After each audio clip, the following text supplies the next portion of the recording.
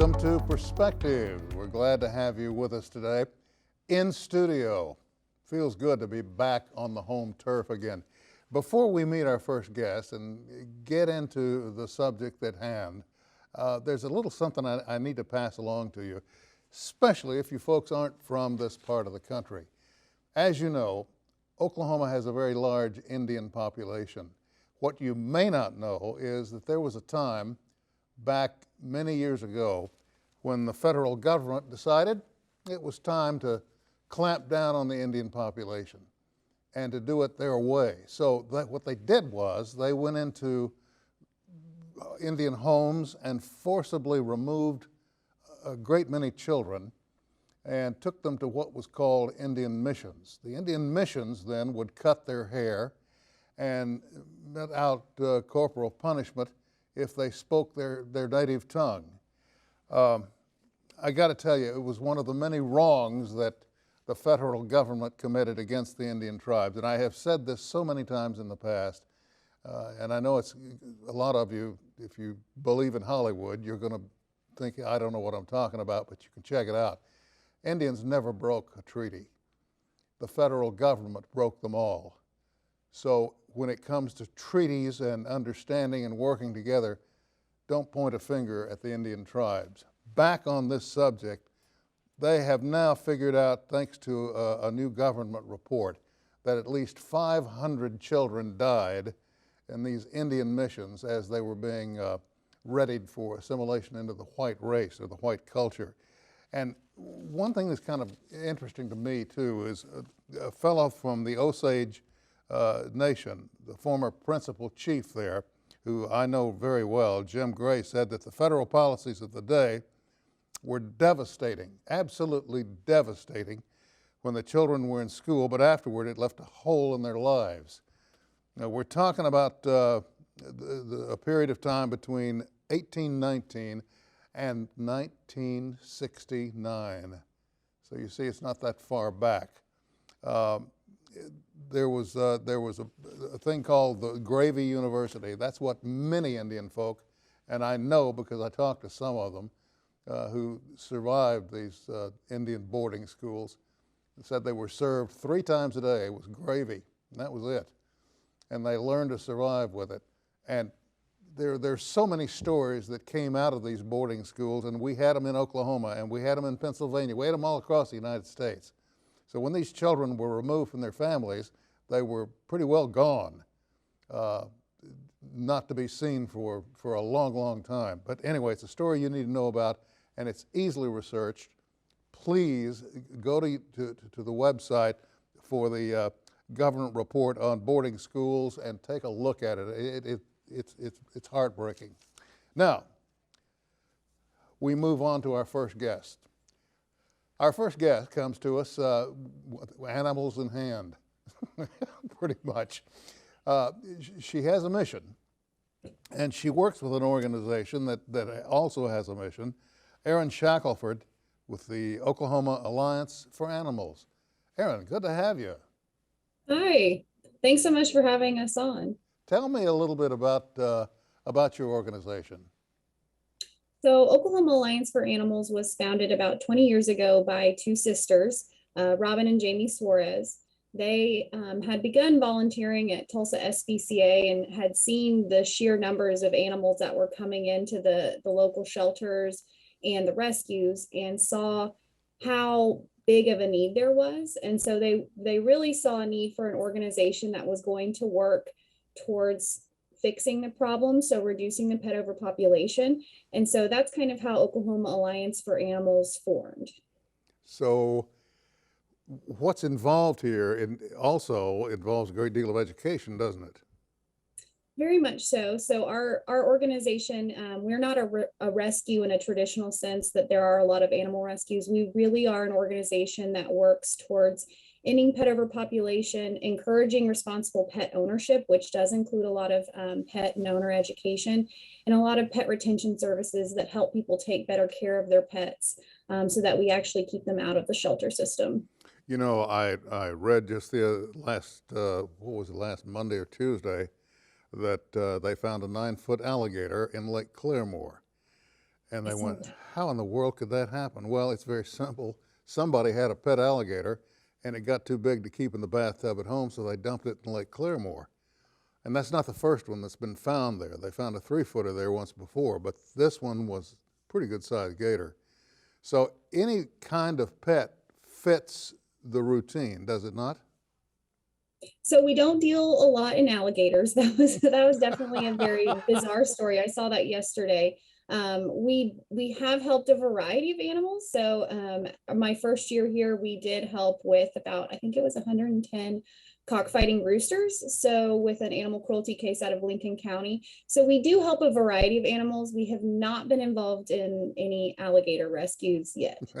Not yet, but hey, you know what? It's coming, I'm sure. There's always tomorrow. Uh, how do you raise money? What do you do to raise funds for your organization?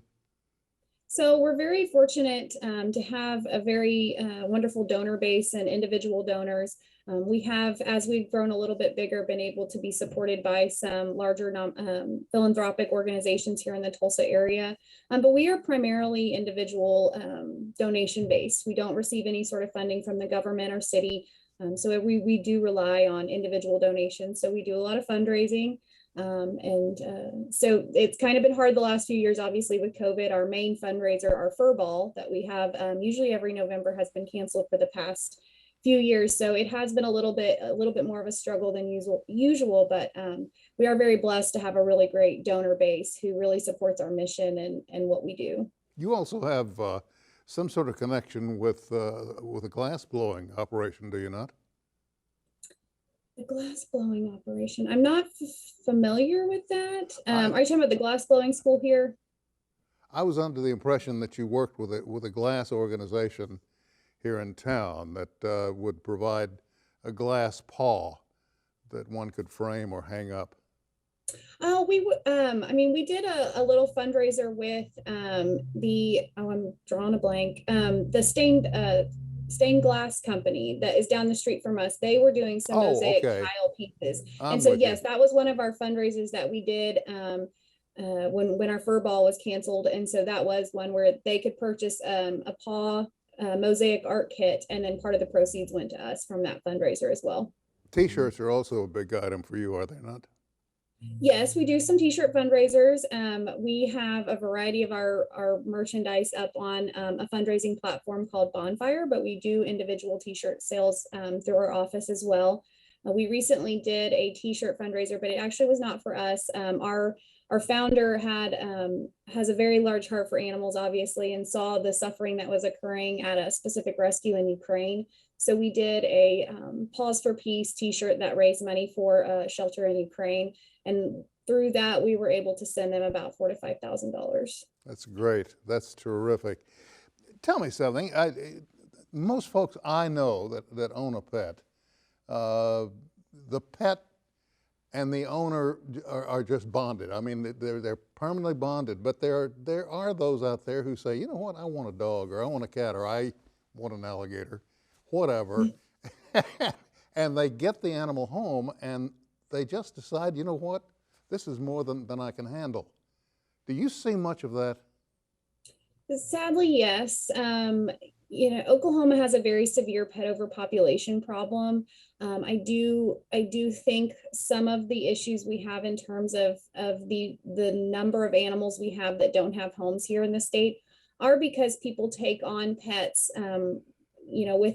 with some lack of understanding as to what it takes to really care for that animal. Not only is it a financial there's a financial aspect to this that you're taking on, but just the personal responsibility for that pet's health and well-being.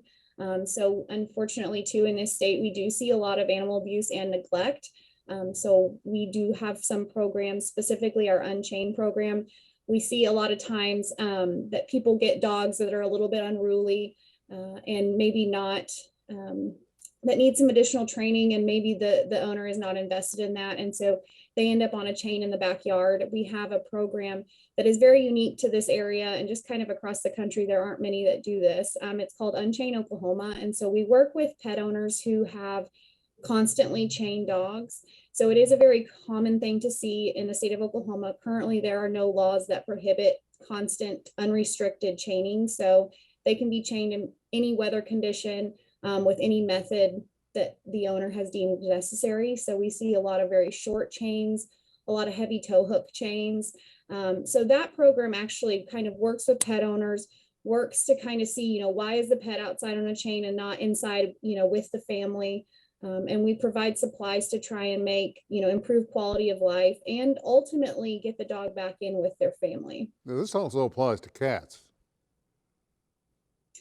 Yeah, so we do help a lot of cats. We help the majority of the cats that we help, we typically help through our pet food pantry and our Mend a Friend fund. Mm-hmm. So because our organization is we do help a lot of owners that are struggling, especially when COVID began. We had always operated a pet food pantry, but the need for temporary pet food relief increased dramatically with the start of COVID. And so our pet food pantry, we distribute approximately 1,000 to 1,500 pounds of pet food through our pet food pantry and our distribution sites in the community to people in need that are struggling to feed their pets. So we do have a lot of maybe people that are feeding community cats in a colony, people that are just struggling to feed their own personal cats. And then we also have our Mend a Friend program that helps people that are struggling with emergency life-saving veterinary care.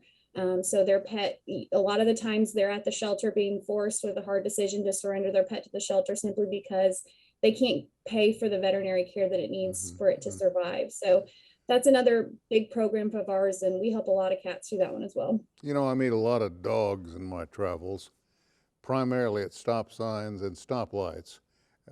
Somebody will have a window down and the dog will drop its head out the window as if to say, "Hey man, where are you going?" They are so cool, riding along in the car, just enjoying life with the family. And it troubles me because on the flip side of that, I know that there's a problem with farmers in Oklahoma. People tend to drop off animals and leave them at a farm, thinking that the farmer's family can take care of it, and they just want to get rid of it. That's a horrible thing to do. You do see a lot of owner abandoned animals, especially in rural parts of our communities. Tulsa sadly does have an issue with abandoned animals and dumped animals, but Oklahoma, especially in our rural communities, do not have resources for pet parents like they do in kind of Tulsa and Oklahoma City. So these rural areas that don't have city shelters, so I think sometimes people think, I can't take care of this pet. And so they think if I just let it loose somewhere, that maybe someone will come along and care for it. Unfortunately, that's where you see a lot of animals that are shot, that are run over, that face kind of horrific fates, sadly.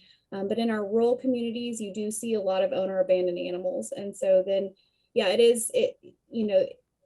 it's sad, and it stinks that there aren't more resources in our rural communities, but abandoning a dog is never the answer. So like I said, we've seen some pretty bad injuries to animals that have been abandoned by their owners, especially in rural communities with livestock. We have about 40 seconds left. Erin, what do you need most? More than anything, we need the funds to continue what we're doing. If anyone has a pet, they know veterinary care is not cheap. And so funds to help us support our mission of helping, keep pets with their families and helping injured and sick animals is always appreciated. And also volunteers. So that's always a big need.